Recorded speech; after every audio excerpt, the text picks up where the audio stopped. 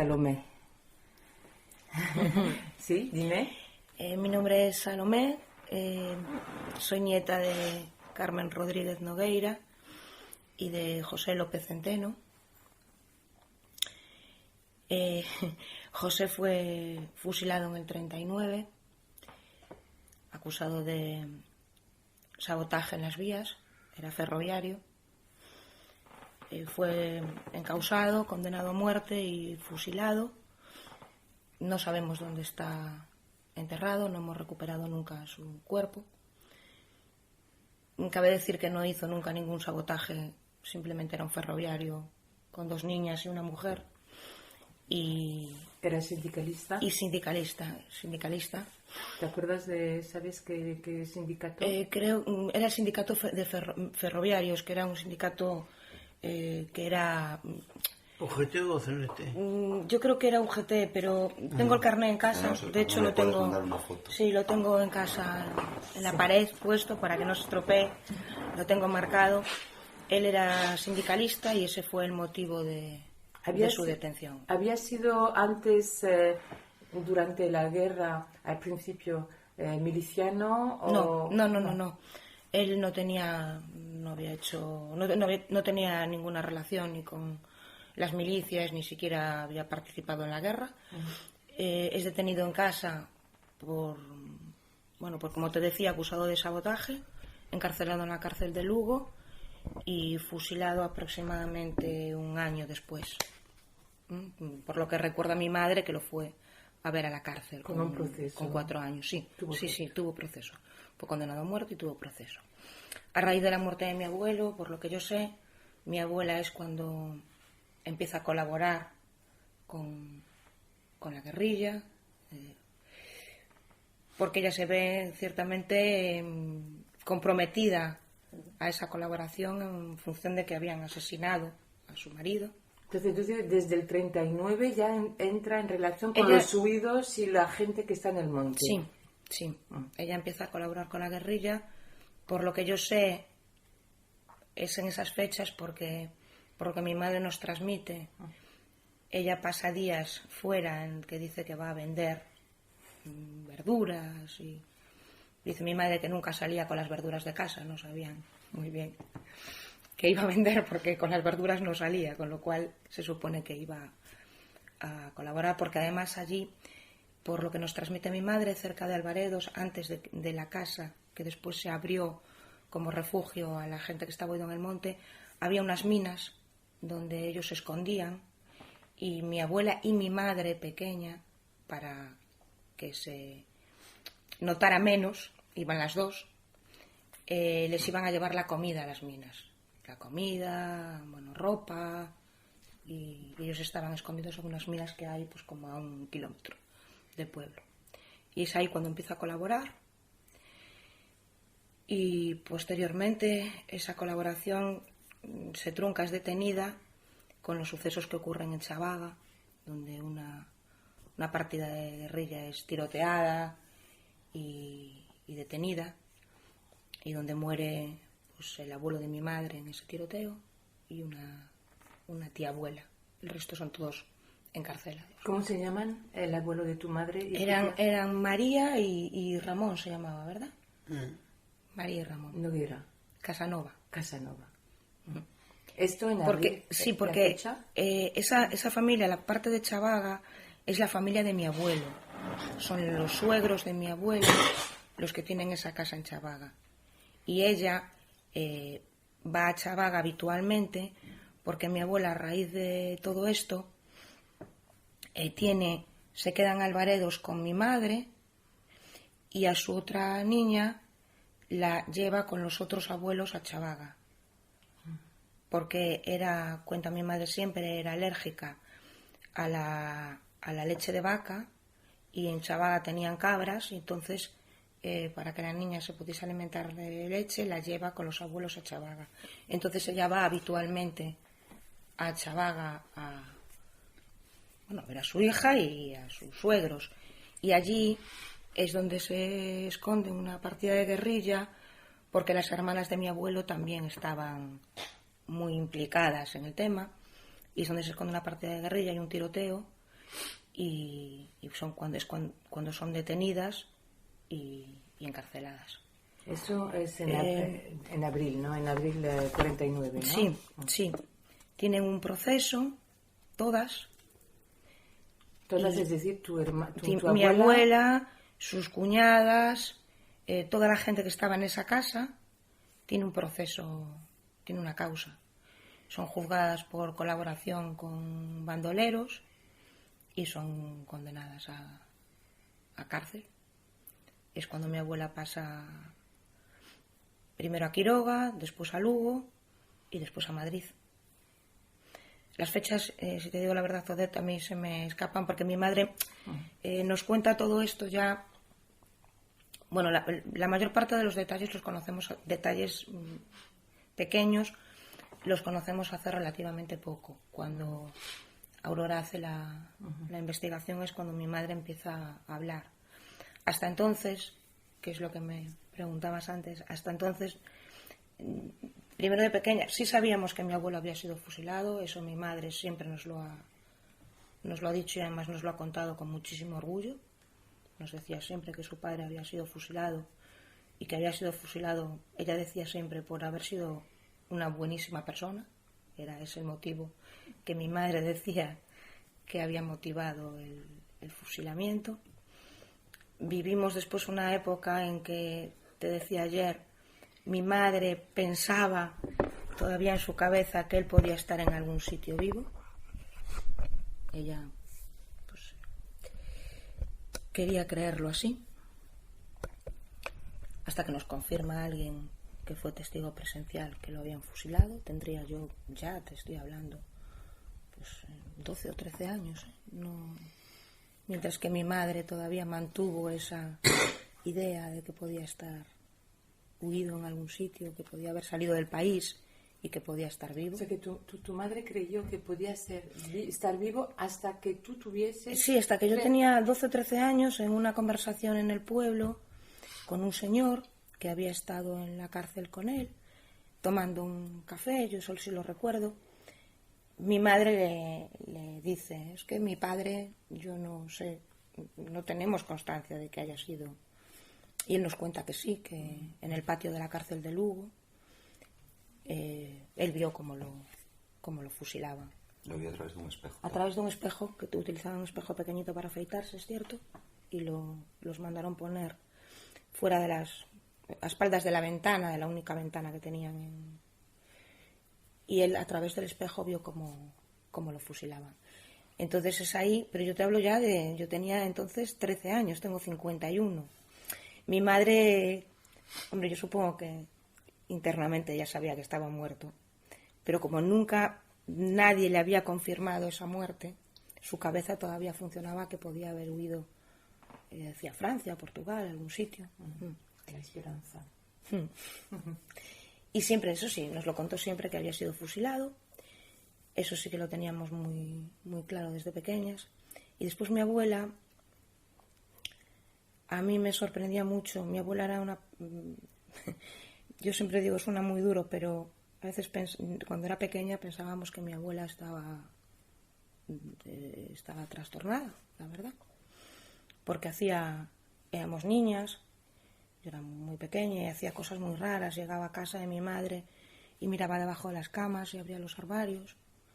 Y nosotros no entendíamos por qué hacía todo eso. Entonces, cuando eres pequeño, yo le decía a mi madre, mamá, la abuela está loca, ¿qué hace? Y mi madre solo nos decía, dejar a la abuela, dejarla, que mire lo que quiera, dejarla, no le digáis nada, dejarla. Hasta que cuando ya fuimos un poco más mayores nos explicó que ella hacía todo eso porque ella creía que podía haber alguien dentro de casa espiando.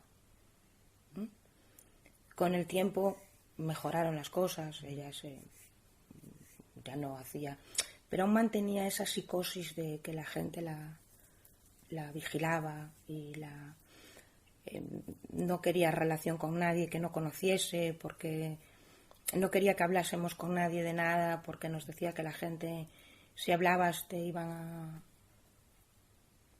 a malinterpretar. Y fíjate que cuando tiene un problema con el alquiler ella vivía en una casa alquilada en Coruña, y cuando el dueño de la casa se muere, el yerno intenta cambiarle la renta antigua por una renta normal. Y aprovechándose de que era una persona mayor y tal, le manda una carta al juzgado. Y ella esconde la carta del juzgado, ni siquiera nos la enseña, no nos dice nada. Durante un tiempo estaba muy nerviosa, hasta que al final descubrimos que era eso, y yo le decía, no pasa nada, yo lo solucioné, llamé al señor, le dije que no podía subirle la renta, que era ilegal, y bueno, pero ella solo ver la palabra juzgado temblaba, pero temblaba literalmente. Cuando éramos pequeños, somos todo mujeres, tiene todo nietas menos un nieto, y que es más o menos de mi edad, tiene un año menos que yo, y claro, el niño pues tendríamos, no sé, 8, 9, 10 años y jugábamos. Y le había comprado su padre una pistola de estas de juguete y nos la tiró literalmente por la terraza de casa. Y nos dijo que en esa casa no entraba un arma. Y mi madre intentaba explicarle que era de juguete, que estábamos jugando. No hubo manera que no entraba un arma. Sí se mantuvo la pensión, no quiso cobrar, negó que hubiese estado casada con mi abuelo ni que hubiese estado en la cárcel. Cuando arreglamos todo para que le correspondiese la pensión, de eso también me acuerdo, ella negó cuando le llegaron las cartas que ella hubiese estado en la cárcel, dijo que se habían confundido de persona. Ella tenía mucho miedo, vivió permanentemente toda su vida con miedo. Y es con todas esas cosas con lo que mi madre nos va construyendo la historia. Sí. Tú directamente no recibes un relato de tu abuela. No. Ninguna palabra. No, mi abuela jamás habló nada de lo que había pasado. Nunca. Y además era imposible preguntarle, porque ella no hablaba, no negaba. Mi madre lo intentó un par de veces, intentando tirar de recuerdos, de cosas, y ella decía siempre, de eso no se fala. Jamás, yo de mi abuela jamás he escuchado una palabra de esto. Escuché en los últimos días de su vida, como 15 días antes de morirse, un mes antes de morirse, cantaba canciones de la guerrilla. Cuando ya estuvo muy bien hasta 15 días antes de morirse, que le dio un pequeño infarto cerebral y perdió el habla y tal, y se murió 15 días después. La paseábamos mi madre y yo y nos cantaba canciones de la guerrilla cuando nunca en su vida había hablado de nada. Y paseábamos y había gente y decía, hay que matar a Franco, y éramos nosotros entonces las que le decíamos, baja el tono, y ella decía, no, hay que decirlo, pero 15 días antes de morirse, cuando ya sus facultades no eran las mejores, mientras que las mantuvo, jamás nos habló del tema, jamás. Todo lo que sabemos nos lo contó mi madre, todo. Nos lo fue contando a medida que vas viendo todas estas cosas y te preguntas qué le pasa a la abuela. Entonces mi madre nos va a contar. El relato de tu madre acerca de la experiencia de tu abuela, ¿lo recibes con trocitos a lo largo de tu infancia? No hay... No hay sentarse y contarte la historia completa. Son trocitos como en un puzzle, y entonces ¿empieza ya cuando tú eres pequeña o...? Empieza cuando soy pequeña, por lo que te contaba antes, de que mi abuela tenía la manía de mirar en los armarios, debajo de las camas. Empieza ahí. Cuando empezamos a crecer ya con 15, 16, que empiezas a tener inquietudes y tu propia ideología y tus propias cosas, entonces mi madre nos cuenta más cosas, porque tú también preguntas. ¿Y tu madre tenía más o menos 15 años en el 49? Mi madre nació en el 34, sí. O sea que ella ya tiene una memoria casi de Sí, adulta, ¿no? sí. No es... No es memoria. Ella presenció Sí. las cosas. Es Sí. testigo vivo de Sí. las cosas. Sí, sí. Ok. Sí, porque ella presencia cuando van a refugiarse en Albaredos. De hecho, ella se acuerda de mucha de la gente que pasó por allí. Presencia la detención de mi abuela, presencia el haberla ido a ver a la cárcel, salvo después cuando es internada en el colegio. Ella todo eso lo vive en casa, todo. La persecución, cuando vienen la Guardia Civil a torturar a mi abuela psicológicamente, diciéndole que su marido está vivo, todo eso mi madre lo presencia, mi madre vive allí con ella. Mi madre vive allí con ella hasta que es trasladada a la fuerza al colegio. Entonces todo lo que sabemos de este tema, todo nos lo ha contado mi madre. Entonces ella cuenta lo que es ser enlace, hacer las tareas de resistencia, de llevar mensajes o comida, etc. Tu madre presenció todo esto, Sí, claro, y te lo cuenta. Porque mi madre iba con ella. Cuenta siempre que llevaban una cesta con unos huevos y con cosas encima para disimular un poco, y mi madre iba con ella, iban las dos, porque mi madre vivía allí y claro, mi madre presenció todo lo que allí pasó, lo presenció mi madre. De hecho, mi madre nos cuenta cuando detienen a mi abuelo, mi madre lo recuerda y era muy pequeña, tenía 4 años, y recuerda haber ido a la cárcel, lo recuerda, lo cuenta ella, muy graciosa, que recuerda haber ido a la cárcel y haberles gritado, no las dejaban pasar, y haberles gritado a los guardias, haberlos insultado, quiero ver a mi padre, y recuerda que uno de los guardias le dijo, dejar pasar a la niña, si total la niña, ¿qué va a hacer? Y eso sí lo recuerda mi madre. Y recuerda haber ido a ver a mi abuela a la cárcel, que es una de las cosas que nos cuenta, porque mi abuela estaba siempre, le dolía siempre todo, y mi madre la llevó al médico, debía de tener, yo no sé, 12, 13, 14 años. La llevó un traumatólogo que era amigo de casa, que nos atendía, y el traumatólogo le dijo que tenía la columna y todo bastante deteriorada de los golpes.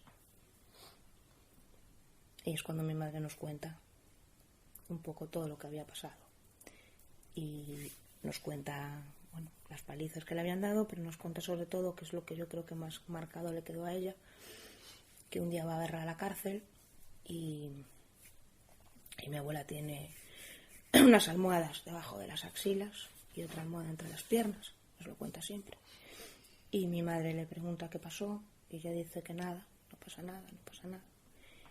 Y nos cuenta que una señora que estaba con ella en la cárcel, que era muda, por señas, le explica, y después mi abuela se lo ratifica, que es que la habían quemado debajo de las axilas y sus partes.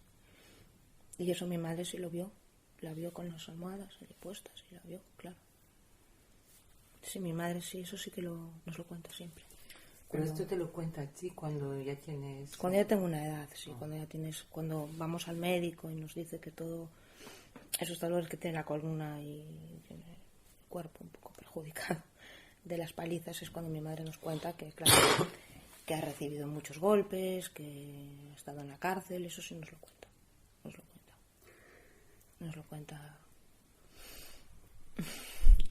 Eso sí nos lo cuenta porque, claro, tú no tienes 3 años y preguntas, ¿golpes de qué?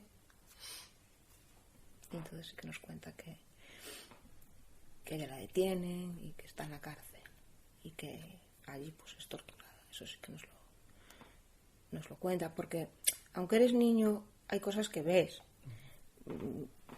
Mi abuela tenía las uñas que nunca le crecían del todo, y lo ves, Y tu madre te explica por qué. Y es porque se las habían arrancado. Hay cosas que ves y que a lo mejor no quieres preguntar porque a veces no quieres preguntar, porque mi madre cada vez que nos contaba las cosas pues lo pasaba mal, lo pasaba muy mal, pero las ves. Es lo que te explicaba ayer. Mi madre, por ejemplo, ahora que es mayor y se acuerda todavía de más cosas, de más detalles, ¿no? Yo, pero claro, cada uno tiene su carácter. Yo personalmente a mí me gusta mucho el contacto físico, a mí me encantan los besos, los abrazos, a mí me gustan, pues soy así, ¿no? Y mi madre siempre rehuía, decía, pesadas sois, nos decía cuando éramos pequeños, ¿no? Íbamos a mi padre, que es como no, pues, más le encanta también todas esas cosas. Y ahora te dice, y ella misma lo dice, no, es que cuando le decimos de broma, es que eres un tosiño, mamá, es que no hay manera. Y ella siempre nos dice, es que a mí tampoco me los dieron nunca, yo no he aprendido lo que es eso. Y es verdad. Porque mientras que vivió con mi abuela eran tiempos en los que no había tiempo para esas cosas, y después en el colegio pues ella lo pasó muy mal. Entonces, cuando arrestan a tu abuela, Carmiña, ¿la llamabais Carmiña vosotros también? ¿O? No, porque ellos la llamaban. Ellos llamaban Carmiña, sí, lo sé. Kiko. Lo sé. Lo sé. Cuando la arrestan, que la meten en la cárcel y que pasa todo lo que pasa y quizás otras cosas más que no dices y que no dicen ellas, pero que se supone que se han hecho con las mujeres en estos actos de represión. ¿Qué pasa con tu madre, que tiene 15 años en aquel entonces? Primero, a mi abuela le dicen que mi madre va a ser llevada a Lugo, a casa de una familia, para que pueda estudiar. Y la llevan a Lugo, a casa de una familia, a la que nunca fue al colegio, porque la tenían fregando, limpiando, atendiendo a los niños. Y allí en esa casa, el yerno de ese señor era escolta de Franco. Perdona, ¿la llevan? ¿Quién es? ¿Es sección femenina de la Falange? ¿Es Guardia Civil? ¿Es...? Mi madre no sabe muy bien, sabe que cuando mi abuela va para la cárcel de Lugo, a mi abuela alguien le dice que llevan a la niña a Lugo para que pueda estudiar a una casa de una familia, pero mi madre no sabe exactamente quién hizo o quién propició eso. Allí la tienen de sirvienta, porque no la tienen de otra cosa. Y el yerno del señor era escolta de Franco, y mi madre cuenta que un día se presentan allí pues 4 o 5 señores, la llaman, le ponen un montón de fotos encima de una mesa y le dicen, empiezan a preguntar, ¿conoces a este? ¿Conoces a este? ¿Conoces a este? Y mi madre cuenta, siempre decía, los conocía a todos, habían pasado todos por casa de la abuela, pero ella decía, no, a este no, a este no, a este no, a este no. Y claro, cuando llegaba la foto, que era alguno del pueblo de ella, decía, este sí, es de mi pueblo, vive aquí al lado. Y así estuvieron un buen rato, y cuando vio que no, ella no... Estos no estuvieron en tu pueblo, estos no estuvieron en tu casa, le preguntaban. Y mi madre, no, yo no los he visto nunca. Y cuando ya pasó un buen rato que estuvieron allí con ella, ella cuenta que el señor, el yerno de la casa donde está, dijo, no le preguntéis más, mal tono. Es hija de Rojos, lo lleva en la sangre, no os va a decir nada. Y mi madre siempre nos lo cuenta así como, yo creo que con una mezclita de orgullo, decía, yo los conocía a todos, habían pasado todos por casa de la abuela. Dice, pero yo no iba a decir nada. En aquel momento ella tiene 15 años. Sí, aproximadamente. Pasa allí un tiempo, según ella, las pasó canutas, no decía que mal comía, mal todo, al colegio evidentemente no fue nunca. Recuerda esa etapa de ir a la muralla a ver a mi abuela, que salía por la ventana de la cárcel. Tenían un pañuelo para que supiera que estaba allí.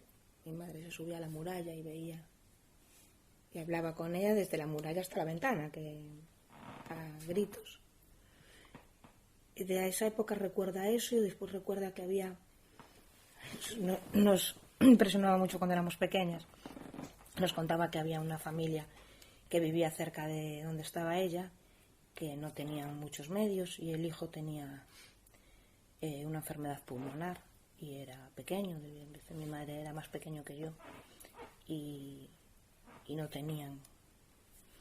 Entonces mi madre robaba la comida en casa de donde estaba, leche, cuenta ella, sobre todo, para llevarla allí. Y dice que un día la pillaron y bueno, entendieron que era una ladrona porque era hija de rojos y no había nada que hacer, claro. Que eran ladrones por naturaleza. Lo mismo que en el colegio, que también se lo decían, cuando faltaba algo en el colegio, siempre lo cuenta. Después de ahí, a ella la vienen a buscar sus tías por parte de padre. Las de Chavaga habían salido ya de la cárcel porque fueron... Y la vienen a buscar. Y la vienen a buscar y se la llevan de esa casa y se suben al tren camino de Monforte. Y cuando ya el tren va a arrancar, entra la Guardia Civil y se la lleva. Ellas le dicen, es mi sobrina, vienen para casa conmigo, su madre está en la cárcel, que nosotros somos sus tías. Y le dicen que ellos no están capacitados para educarla. Y entonces se la llevan. Y como se había escapado de la casa donde estaba, supuestamente, la ingresan en el colegio. A ella y a su hermana, a las dos. Mi tía era 2 años más joven. Las ingresan en un colegio de monjas cerquita de Miño. No recuerdo ahora cómo se llama el sitio. Ayer estoy intentando acordarme. No, es cerca de Miño. Es cerca de Miño. Es un colegio de monjas. Me acordaré de cómo se llama el sitio a medida que me vaya. Las meten allí. Mi madre cuenta que allí pues, no lo pasó muy bien. Dice, bueno, había bueno y malo, había alguna monja buena, pero las menos. Que lo que te decía, si algo desaparecía en el colegio, eran las hijas de los rojos. Contaba que había una niña allí que también estaba por lo mismo y que la pobre, yo no sé si del miedo o de lo que fuese, se hacía pis en la cama. Y mi madre contaba que las monjas la ponían en el patio durante toda la mañana con las sábanas en la mano para que todo el mundo viera que se había hecho pis en la cama. Y que eso cuenta mi madre, que les daban, dice, no sé lo que nos daban en todos los años que pasé allí, porque nos daban medicación cuando comíamos. Y ella siempre dice, no sé qué medicación era, pero a ninguna nos venía la regla mientras que estábamos allí. Y bueno, allí aprendió a bordar, que es lo que te enseñaban en aquellos tiempos, que es lo que después le valió para ayudar a mi abuela a subsistir cuando salen del colegio. Y del colegio poco nada habla, porque yo creo que no fue sí le dejan recibir visitas, va la hermana de mi abuela que trabajaba en Renfe, va a verla allí varias veces al colegio, va a llevarle zapatos y ropa que no tenían, claro. Y después, cuando mi abuela sale de la cárcel, es cuando ya se trasladan del colegio a vivir con ella aquí a vivir con ella a Coruña. Mi abuela no quiere quedarse en Madrid, que era la otra opción que le daban, y se viene para Coruña y se establecen aquí en Coruña. ¿De qué vive Carmen? Pues mira, Carmen vive de fregar portales, de fregar, yo eso sí lo recuerdo porque lo hizo durante muchos años, de fregar una pastelería que había en la calle San Andrés. Durante muchos años se levantaba a las 3 de la mañana para ir a limpiarla. Después limpiaba varios portales. Después estuvo trabajando en una fábrica, también limpiando, de la que nunca quedó rastro ni de seguro ni de contrato. Carmen no tiene cotización a la Seguridad Social porque nunca cotizaron por ella, jamás. Y de eso vive, de fregar noches y noches y noches y mañanas, levantándose muy temprano y llegando muy tarde. Vive de eso. Como dice mi madre, vivíamos de eso. A veces comíamos algo, a veces comíamos menos, dependía un poquito de lo que había. Si había un huevo, pues era para la más pequeña y cuentas entre mi madre, que a mí me gusta mucho el cordero, es quizá una de mis carnes, la carne que más me gusta, no soy muy de carne. Y mi madre dice siempre, cuando yo digo, es cordero y tal, dice, que a mí me gusta mucho, y me dice mi madre siempre, a mí la carne también, pero nosotros cuando la abuela no ganaba dinero, comíamos las asaduras del cordero, porque era lo único que podíamos pagar. Mi madre no sabe lo que es un pescado, por ejemplo, no podían comprarse. Después mi madre se pone a bordar y las cosas van mejor porque ella, aparte de bordar, coge alumnas para enseñarles a bordar. Y en aquellos tiempos eran tiempos en que esta gente que tenía mucho dinero, sabes, que se hacía el ajuar para la boda, y entonces contrataban a mi madre para hacer todas esas cosas, los ajuares de la boda y eso. Y de eso viven ella y mi abuela hasta que se casa. Después mi abuela tenía una pensión porque mi abuela se volvió a casar años después aquí en Coruña, ya con una edad, Ya mi madre estaba aquí, ya era mayor, y se volvió a casar con un soltero, mayor como ella, que se murió y le quedó la pensión de viudedad, que es de lo que vivió. Y después, cuando fue lo de el gobierno del 82 que establecen las pensiones, le queda también una pensión por parte del asesinato de mi abuelo. Y le queda parte porque al tener la otra no podía pasar de un tope con las dos y le rebajan. Y pero es lo que vive. ¿Reparación de sus años de cárcel? Sí, le dieron. ¿Cobra? Sí, ella cobra, sí, porque a pesar de que ella va a Hacienda y dice que no conoce, mi padre logra arreglar todo y sí. Ella sí cobra. Sí cobra, pero no quiere el dinero. ¿Ella cuándo muere? Ella muere en el 2007. Sí cobra, pero no quiere el dinero. Y esto, si me lo permites, te voy a contar una anécdota para que veáis cómo era esta gente. Y que alguna gente dice que luchaban porque... yo he escuchado a alguna gente que dice, eran ignorantes, no sabían ni por qué luchaban, ¿no? Y sí es cierto que mi abuela no sabía leer y escribir, aprendió a leer y escribir en la cárcel, pero no era ignorante, en absoluto. Y te voy a contar una anécdota que te lo demuestra. Ya en tiempos de democracia, ya en tiempos de todo, en Albaredos, la familia de mi abuela tenía una tierra por donde pasaba el agua, el río, todo. Y el pueblo necesitaba ese agua para subirla para el agua potable de las casas. Entonces, su hermana, que vive allí, que todavía vivió allí en Albaredos hasta que se murió, llama y le dice que van a vender el agua al pueblo porque pasa esto. Que va a venir a Coruña a que firme los papeles, tendrían que firmar todos los hermanos, para tal. Y mi abuela se niega a firmar. Esto yo ya era mayor, Mi abuela se niega a firmar. Le estaban, creo que 100.000 pesetas de aquella, ¿no? Entonces su hermana se desplaza aquí a Coruña, muy enfadada, porque les está privando de cobrar un dinero sin firmar. Y esto ocurre en casa de mi madre, ¿eh? Mi abuela está en casa de mi madre. Y yo recuerdo a mi abuela sentada allí y a la otra, pues, tienes que firmar, Carmen, porque es un dinero que es de todos.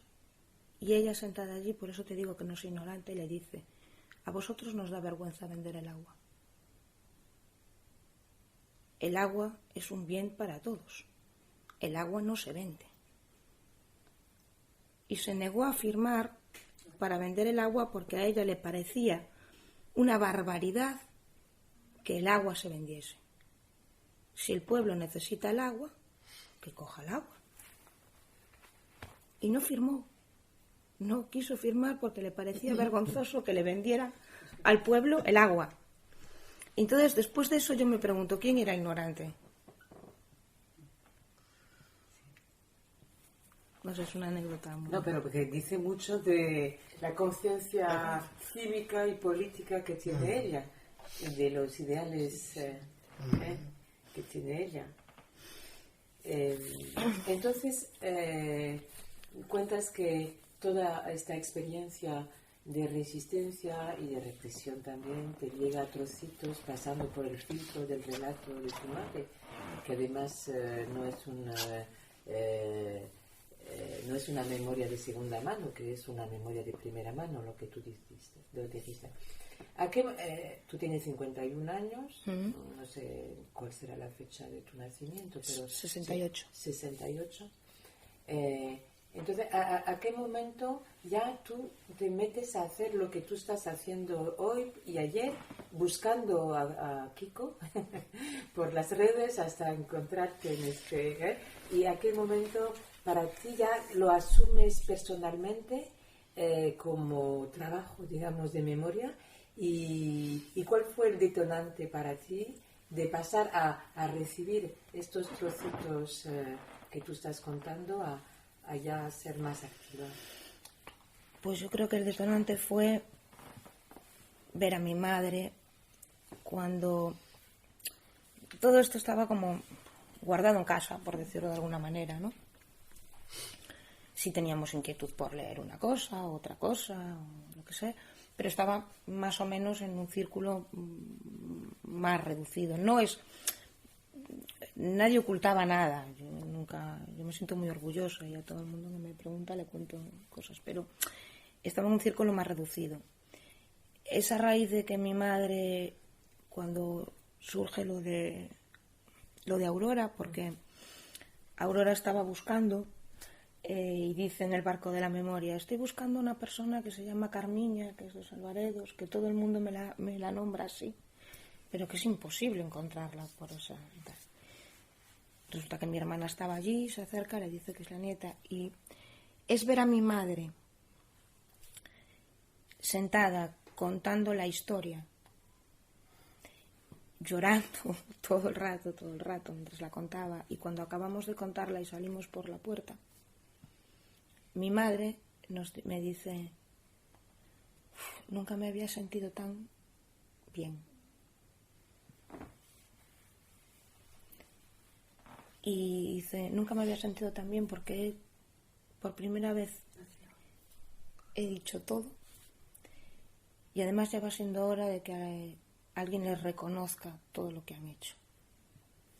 Es en ese momento cuando yo pienso, y es cierto, alguien les tiene que reconocer todo lo que han hecho, o por lo menos ya no reconocerlo, pero es esa parte. Y después ver a mis sobrinos, que tienen 20 y pocos años, mientras mi madre va contando, uno de ellos, que es mi ahijado, que es el que estaba allí, miraba, y yo solo miraba para él y lo veía completamente la mirada fija,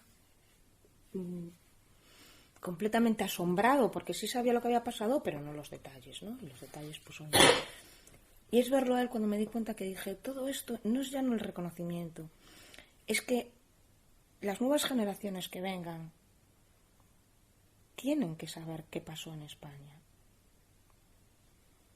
Que las cosas no vienen de repente así, que tenemos una historia detrás, y que esa historia ha sido silenciada durante muchos años porque el miedo ha hecho que gente como mi abuela se haya quedado callada en su casa esperando a que todo pasara. Y yo creo que esa gente tiene que saber qué pasó. No se trata de vengarse de nadie, se trata de hacer la historia de tu país y que saber. Yo les decía a mis sobrinos, cuando tú metes una papeleta en una urna cada 4 años, o cada tiempo que sea, la estás metiendo porque gente como tu bisabuela peleó muy duro para que tú puedas hacer eso. Las cosas no llegan de la nada, llegan así. Y yo creo que debemos de estar orgullosos todos los que tenemos a alguien que haya participado de todo eso. Muy orgullosos porque hemos ayudado a construir un poquito de país. Ese momento que viene Aurora a recoger el testimonio, más o menos la fecha es 2011, ¿no? No. Mi abuela aún estaba viva. Mi abuela aún estaba viva, pero cuando iba Aurora a verlas cuando se pone muy malita y posteriormente se muere. Pero mi abuela estaba viva cuando Aurora recoge todo. Entonces, ¿cuál es la fecha? Mi abuela muere en el 2007. O sea, esto es ya antes del 2007. Sí, entonces, sí. De acuerdo. Sí. Mi abuela estaba todavía viva cuando ella viene. Sí, estaba todavía viva. Y es esa fecha, porque a mi madre antes nos habían llamado un señor para escribir un libro y nunca quiso, mi madre nunca quiso prestar. No sé por qué. Pero ella no habló con Aurora sí. ¿Tu abuela? Mi abuela no habló con Aurora, no. ¿Pero estaba presente? No estaba presente. Ah, no estaba presente. Todo lo que cuenta Aurora se lo contó mi madre, todo. Mi abuela ya no estaba en aquel momento, ya nunca había hablado, pero en aquel momento estaba todavía en menos condiciones. Pues eso también no sería en el 2006 o por ahí. Por ahí, más o menos, sí. 2006. Sí. En aquel momento, ya 2006, ya hay muchas asociaciones memorísticas. ¿Tú las habías visto? ¿Te habías vinculado con aquellas? No. Hasta este momento de 2006 y un poco después, ya tú no estás vinculada con... quedas en esta memoria, digamos, familiar. De ¿no? casa, sí. Eso. Y justamente, si podías decirme cómo te afecta a ti, tercera generación, esta experiencia de tu abuela y la de tu madre y la de tu abuela pasando por la memoria de tu madre, como a ti, Salomé, en el 2006, ¿qué edad tendrías? 35 años o así. Sí, 40. ¿Cómo te afecta a ti, adolescente, joven mujer, además, con una historia de mujer, toda esta experiencia de mujeres resistentes y represaliadas? Pues mira, te afecta en muchos sentidos, muchos. Te afecta en el sentido de los afectos. Te afecta en el sentido de la vida. No sabes cómo hubiese sido nuestra vida si mi abuelo hubiese vivido. Cómo hubiese sido la vida de mi madre, cómo hubiese sido la nuestra. En el sentido de los afectos, cuando eres pequeña, te hablo primero de pequeña, yo estudié en un colegio donde era difícil encontrar un caso como el mío, ¿no? Porque mi madre se empeñó en hacernos estudiar en un colegio de monjas y de élite para que no tuviésemos problemas. Y allí, claro, era muy complicado. Podrías encontrar el caso contrario, pero el mío no. Todo el mundo tenía un abuelo que le contaba cosas o le iba a buscar al colegio. Cuando nacen mis sobrinos yo veo a mi padre. Mi padre les cuenta cosas, los lleva al fútbol, los lleva al cole, les da mimos. Nosotros no hemos tenido nunca eso. ¿Cómo hubiese sido la vida de mi madre? A efectos de todo, a efectos de formación, por ejemplo. Mi madre no tuvo derecho a tener una formación de una familia que a lo mejor lo hubiese mandado al colegio, hubiese hecho cosas. Porque mi abuelo tenía un empleo estable, era ferroviario, a lo mejor hubiese podido hacer alguna cosa. te afecta en el sentido de los afectos. Te afecta en el sentido de los afectos que te decía antes con mi madre, e incluso te afecta en el sentido de los miedos. Mi madre, sin quererlo, nos inculcó ciertos miedos. No queriéndolo, ella no era su intención, siempre nos decía que esto, pero te inculcan ciertos miedos. Y te inculcan ciertos miedos como mujer, sobre todo, más miedos que si fueses un chico, bastante más miedos.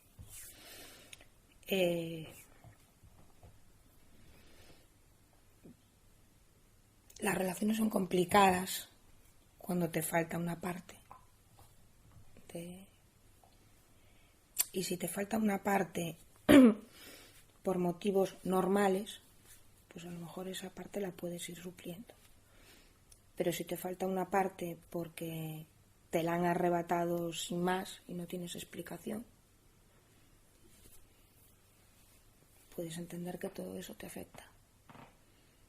Y yo he tenido, gracias a Dios, una familia estable y estamos muy unidos, pero sí te afecta. Y de los miedos, sobre todo, te vuelvo a repetir, aunque mi madre siempre ha estado muy orgullosa, cuando íbamos al colegio, toda esta historia no se contaba en el colegio. No fuera a ser que un día tuviésemos un problema allí. Yo he estudiado con gente que eran, que si le hubiesen contado a sus padres cuál era mi historia, igual no hubiese asistido a ningún cumpleaños de pequeña. Puede ser. Sí, yo quizá lo que más noto es esa falta de tocar, ¿sabes? De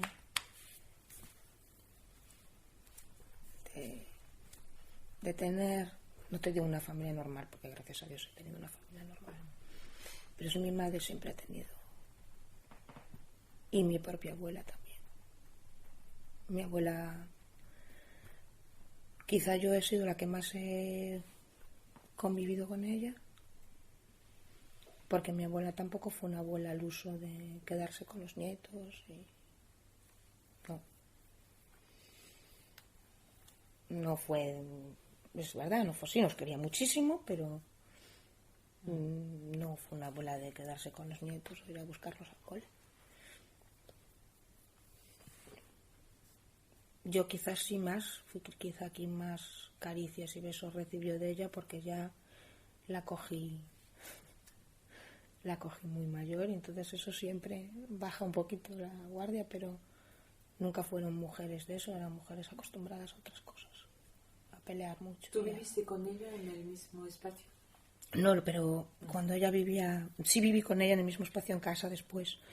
Cuando ella vivía sola, yo, como era la más pequeña, iba a ayudarle a limpiar, a comer con ella, y entonces ir con ella a la compra, tal. Entonces ella ya sí tenías un poquito más de... Y después, cuando ella ya no caminaba, se vino a vivir con nosotros a casa. Y sí conviví también con ella en casa.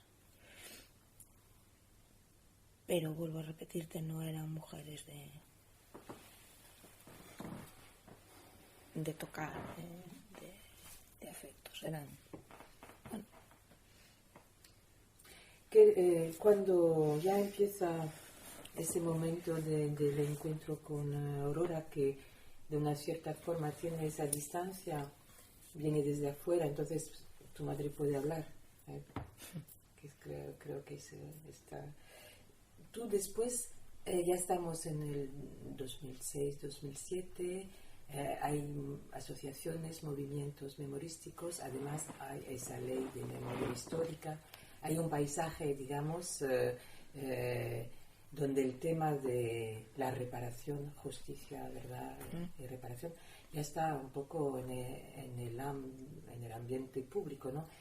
¿Tú sientes en este momento, te vinculas con esos colectivos o...? A ver, yo soy socia de la Asociación para la Recuperación de la Memoria Histórica en Coruña, pero la verdad, tengo la vinculación de ser socia, voy a alguna conferencia, a la Cena de la República, vamos todos los años, como alguna cosa hemos hecho, como era la isla de San Simón, pero tampoco una vinculación muy... Sí, en los actos hemos ido a los todos, actos, sí. Hay una foto tuya en el periódico con Sí, la bandera de la República. pero no una vinculación activista de cooperar. No por nada, pero a veces, no lo digo por esta asociación ni nada, pero a veces ahora mismo creo que se ha despertado un boom enorme con todas estas cosas, ¿eh?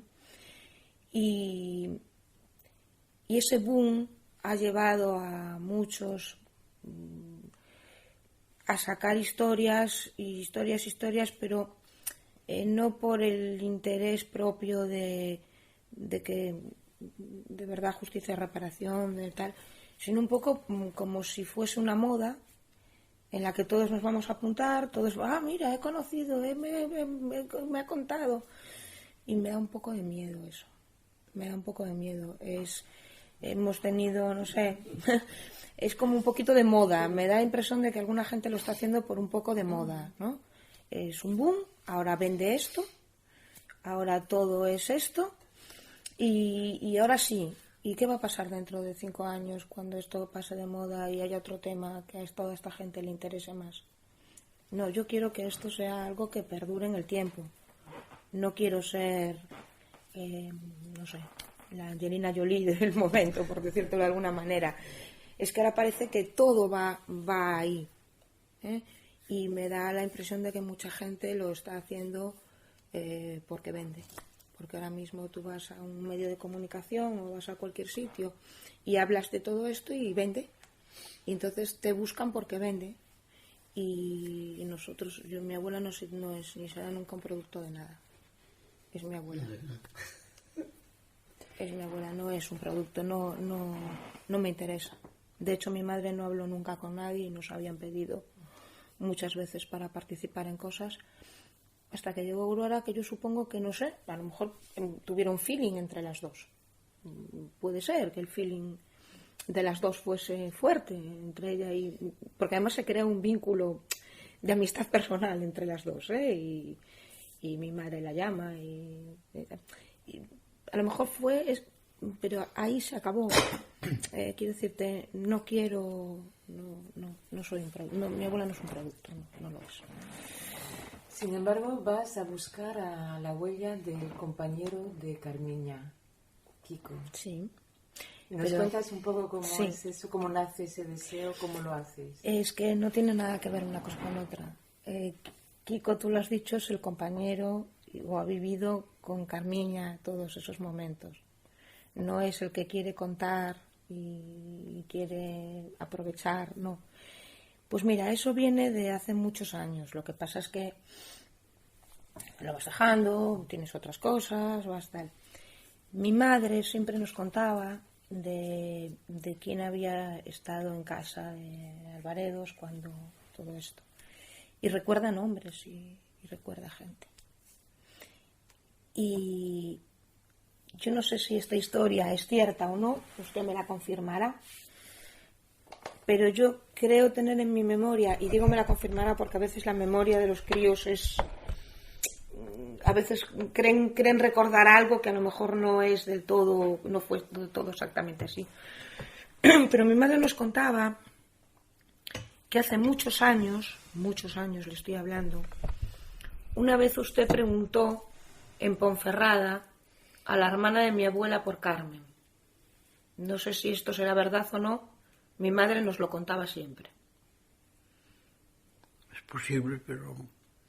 Y ella siempre contaba que la hermana de mi abuela, como todavía tenían el miedo en el cuerpo de todo, le había dicho, no, yo no sé, vive en Coruña, pero no sé nada más. Pues posible.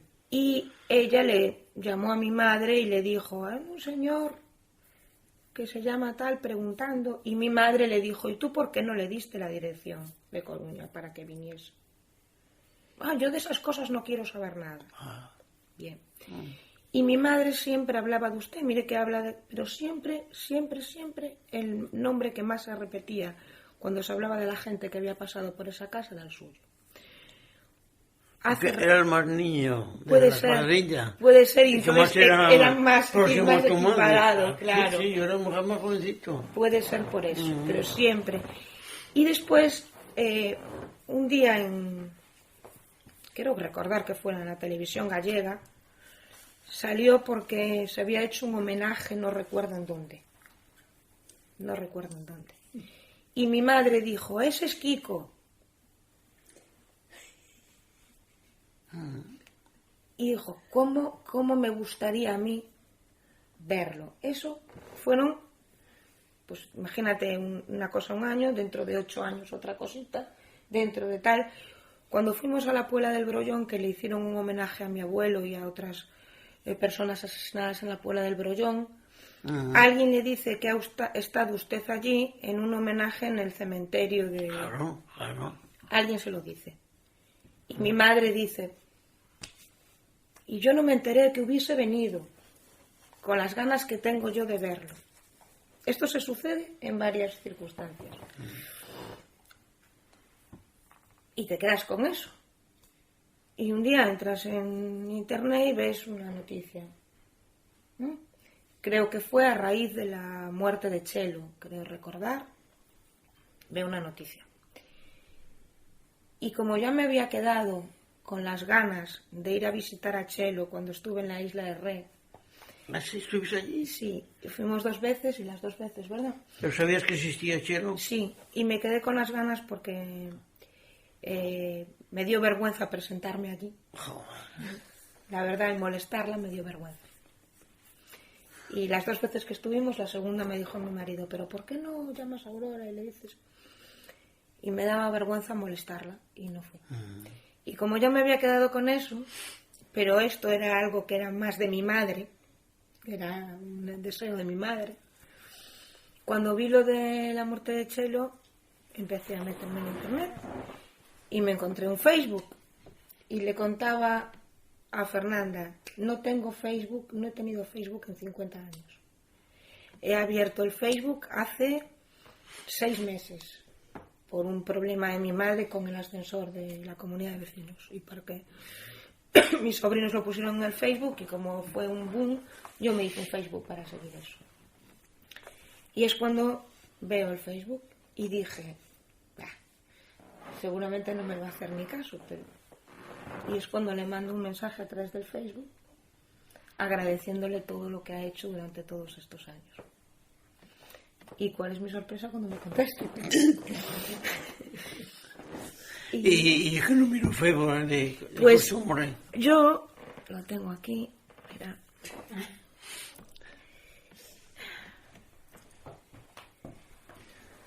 ¿Y eso que no miras nunca Facebook, papá? Mira, ahí lo tienes. Aquí lo Yo desde tengo. luego me niego porque Yo a través no del me Facebook, gusta publicar nada de mi vida. que es este, Sí. le mando esto. ¿Se puede fumar en la terraza? Sí. Esto es lo que le mando. Y después me mando. Pues aquí que tiene... ¿está abierta la verja? Mira, que esta puerta está... Tienes cerrada, esa ¿verdad? abierta, José. Entonces, Y él me voy a contesta. leer el intercambio, Sí, del sí. 22 de julio, ahora, 2019. Ella escribe, Salomé escribe, soy nieta de Carmen Rodríguez Nogueira y solo quería saludarle y darle las gracias por lo que hace a Kiko. Y Kiko enseguida, el 3 de septiembre, a las 20 horas 6 minutos, le responde, muchas gracias, lo que hago es en honor de los que tanto han contribuido a la causa, como tu madre que conocí, y siguen en el olvido. Otros utilizan sus nombres para interés personal. Afortunadamente queda aún el estirpe humano que les toma como ejemplo que esta sociedad debe seguir si pretende ser libre, digna y superior a aquel sistema que nos trató con tanto dolor. Me alegro que me hayas contactado. Dime dónde vives, porque yo suelo ir por Galicia. Me gustaría conocerte. Mi correo directo es kiko.martinez.lopez@hotmail, y da el teléfono. Si te apetece darme tus noticias, un abrazo, Kiko. Y a partir de ahí es cuando yo ya me voy al WhatsApp, porque al darme el teléfono me voy del Facebook, porque además lo controlo fatal, y me voy al WhatsApp. Entonces soy la nieta de Carmen, gracias por contestarme, mi teléfono es este, mi nombre es Salomé, y cuando venga a Galicia no dude en llamarme o mandar un WhatsApp. Para mí sería todo un honor conocerle y darle ese abrazo. Estoy muy orgullosa de gente como usted y de ser nieta de quien soy.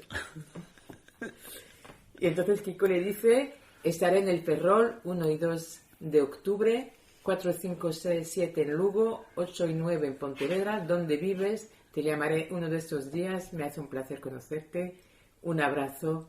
Si manejas internet. Si manejas internet, busca, le da el blog Memoria Cautiva Kiko. Claro, y entonces yo le pongo esto.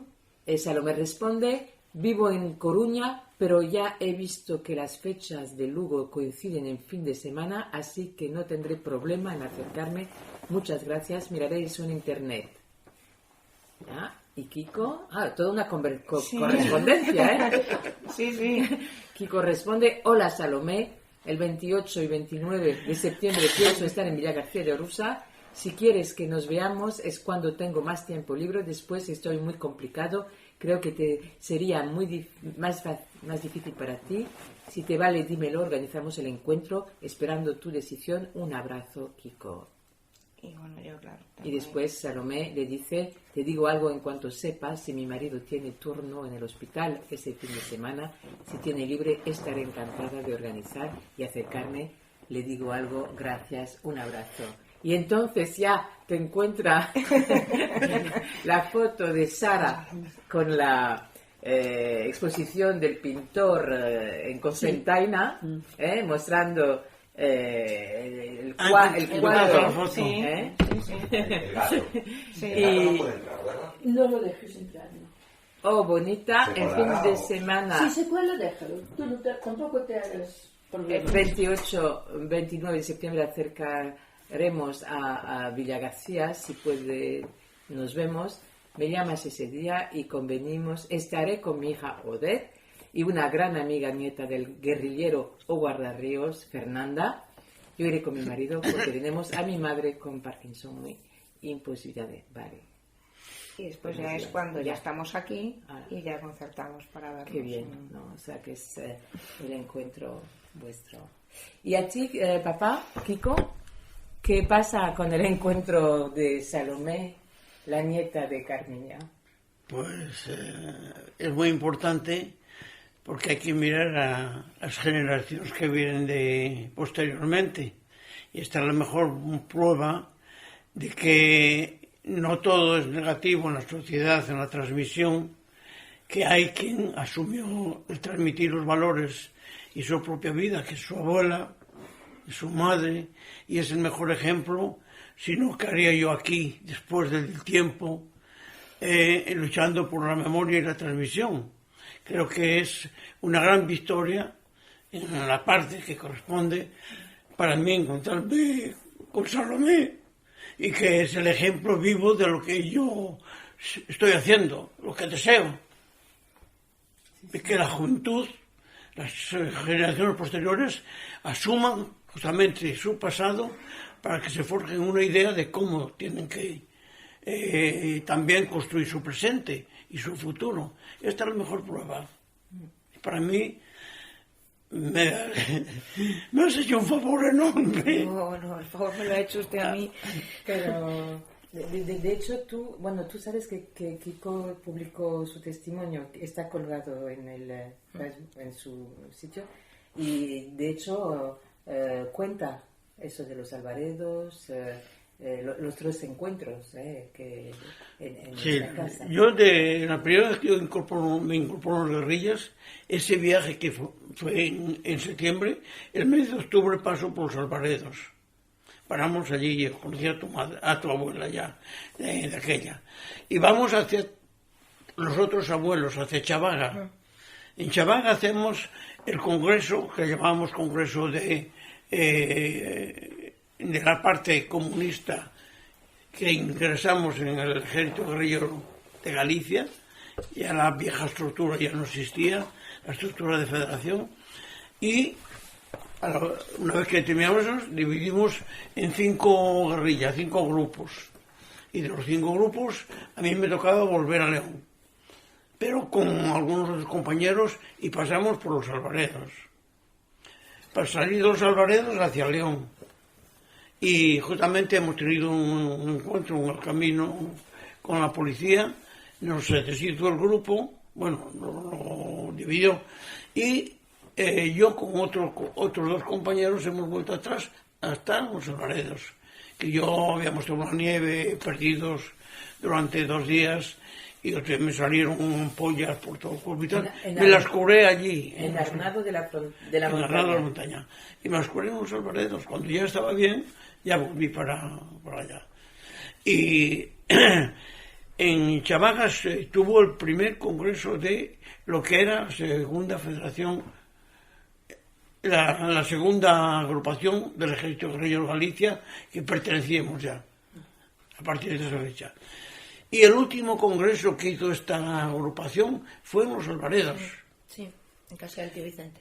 Que era ahí, que lo que tú dijiste, que les llevaban a la mina la comida y todo eso. Y ahí se incorporó no solamente... Pues estaba Guillermo, Roces, Guardiña, los que montaron en Chavaga. En Chavaga. Pero que habían hecho el último congreso en el mes de abril. Ahí, marzo, yo creo que era marzo. Porque en abril una parte se fue hacia Cabrera, y que yo no vine a aquel congreso porque yo estaba herido. Por eso no vine a aquel congreso. Y entonces, pues, la otra parte... fueron los que fueron hacia Chavaga, allí que se tiene el tiroteo. O sea que tiene una historia, los Albaredos, terrible, y sobre todo, claro, tu abuela, que era el elemento fundamental. Y yo no sé si tú conoces que cuando cogen a tu abuela descubren que había otros en los Albaredos, y que allí le aplicaron la ley de fuga al músico, Julio. ¿Conoces eso? Yo de Albaredos conozco la historia de 2 críos, porque eran 2 críos, Julio y... Sí. No recuerdo, mi madre sí. El otro no me acuerdo cómo se llamaba, pero Julio... Sí. Lo han matado. Sí, están enterrados. Eran 2, ¿verdad? Sí. Están enterrados cerca de Penacova, donde iban mis padres a la casa rural, porque la señora de la casa rural le cuenta a mi madre que allí hay una tumba donde están enterrados 2 chavalitos de Albaredos, y que había 2 señoras siempre vestidas de negro que de noche se acercaban a poner flores, y eran su madre y su hermana, que yo conocía, la señora Antonia, y a Clara, que era la hermana de Julio. Mi madre lo cuenta porque eran 2 críos. Creo que recordar que mi madre dice que calcula que tendrían 17 y 19 años. Que era el músico. Julio era el músico, ¿no? Jugaba clarinete. Sí, Julio. Era Julio que estaba todo el día con un clarinete. Siempre en música cuando parábamos allí. Claro, tampoco estábamos meses, 2, 3 días y ya está. Yo estuve el más a la vuelta del tiroteo, pues para curarme estuve allí mucho más tiempo. Sin Albaredos había. Pues así es la vida, mira. Y todo eso, pues, tiene toda una conexión con la gente del pueblo que callaba, como otros pueblos. Por ejemplo, allí en la zona estaba Billester, un poquitín más adelante, Figueredo, a la otra parte, que allí hemos hecho una concentración, éramos unos 20 y tantos compañeros, que íbamos a Chavaga, justamente. Habíamos salido de los Albaredos, algunos de nosotros, no todos, claro. Pero ese pueblo también era todo cómplice. Y hubo una incidencia que llevaron a la mitad del pueblo a la cárcel porque fuimos denunciados en aquel puerto, aquel pueblo. Es en donde hay el otro que mató a su mujer y se metió en la policía, que pues era de la brigadilla, claro, y nos denunció. Pues de casualidad nos marchamos todos el día antes, y cuando ocuparon el pueblo no había nadie. Eso es difícil. Pero allí, bueno, Es que sí. bueno, pues allí hay también todo el pueblo. O sea que todas esas cuestiones que deberían de salir de conocerlo la gente. Claro, hubo tanta ocultación que todos se quedaron en silencio, y para muchas gentes que sufrieron como vosotros, como tu familia, pues que se quedaron aislados, y el silencio les hace casi de dudar si lo que hicieron fue bien o fue mal. Esa es también la cuestión. No se ha valorado. Y lo primero que había que hecho aquí en la transición era justamente valorar. Yo no hubiera esperado ahora conoceros, por ejemplo, todo estuviera claro, e ir a ver los míos. He vuelto a ver los míos, pero ya en donde tenía más en el 77. No hemos venido de vacaciones aquí porque nos dejaron la libertad. Hemos venido a ver los nuestros. Hicimos cosas, y por eso es posible que en Ponferrada, porque hicimos muchas cosas en Ponferrada, que si yo sabía que era Galicia, hablé con ella, o sea, hablas cuando hay mucha gente, ¿sabes? Y que me dio esa contestación, pues ya, es posible. Mi madre lo cuenta. Sí, sí. Claro, yo no puedo decirle. Es posible que ella pudo haber ya sido en contacto y decir, sí, yo soy tal y tal, y cojo el hilo. Pero, ¿sabes? Yo he nacido en Francia. Yo tengo ahora 63 años. Mi padre pasa al exilio en el 51, en septiembre del 51, y ya se queda allí. Y yo nazco allí.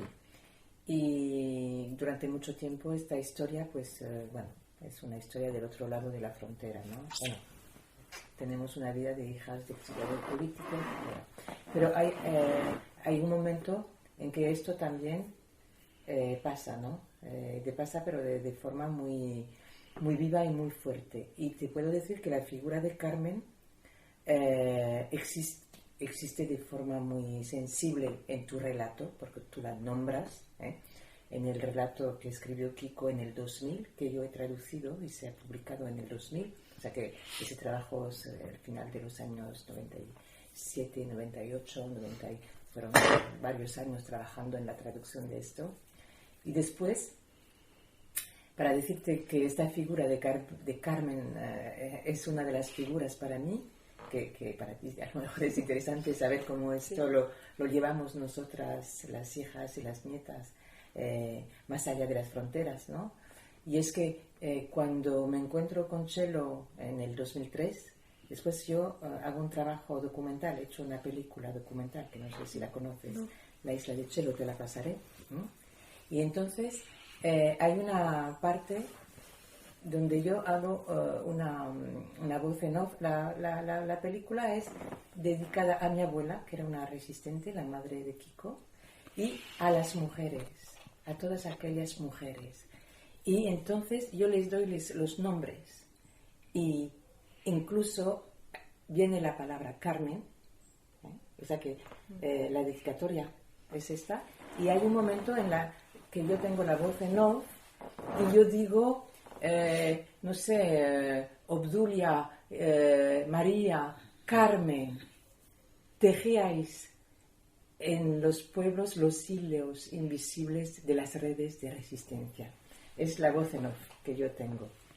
O sea que eso para decirte que la memoria de Carmen existe más allá de la frontera, porque esta película, con la dedicatoria a Carmen y mi voz en off que la saluda, ha circulado, porque esta película es gratuita, o sea que es un acto de solidaridad y de memoria, y ha pasado mucho en festivales y esto, y aquí también, ¿no? Y que va a pasar además en Valmiñor el 8, que la van a pasar, ¿no?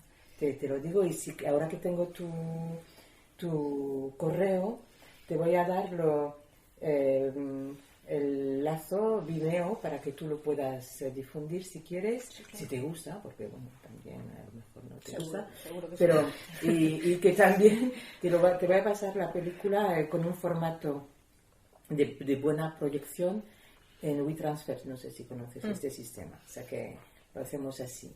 Pero bueno, para decirte esto, Carmen la nombro yo en la voz en off y está en la...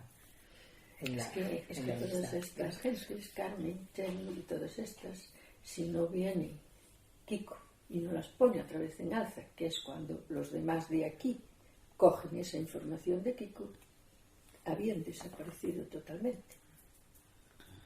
Sí. Kiko se pone en contacto con Aurora y Aurora va a hacer sus trabajos, pero sin la intervención de Kiko, poniendo en alza a Chelo, a Carmen y a tantas otras que tú hablas de ellas siempre, habían desaparecido. Nos lo dijo.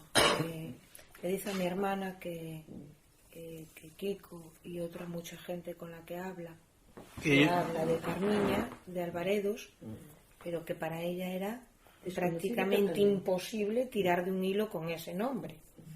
Y más en un pueblo donde ya casi no vive nadie. Y tiene la suerte de encontrarse a mi hermana. Pero sí nos lo dice que es Kiko quien le da toda la información de todas esas mujeres que... Sí nos lo dice. Es que hay dos puntos fundamentales. Uno es el miedo. Claro. Lo repetía Kiko antes. Y otro que en esta sociedad pseudo-franquista, ayer hablábamos de eso, toda la documentación ha desaparecido. Hablabas en cómo se vive al otro lado de la frontera, ¿no? Y hablabas de las asociaciones distintas de memoria histórica.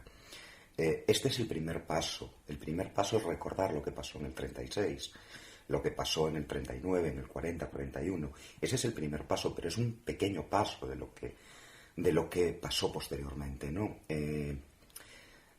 Yo veo a tu padre que se emociona porque fue testigo directo. Vosotras ya os emocionáis menos, a lo mejor en un hecho puntual.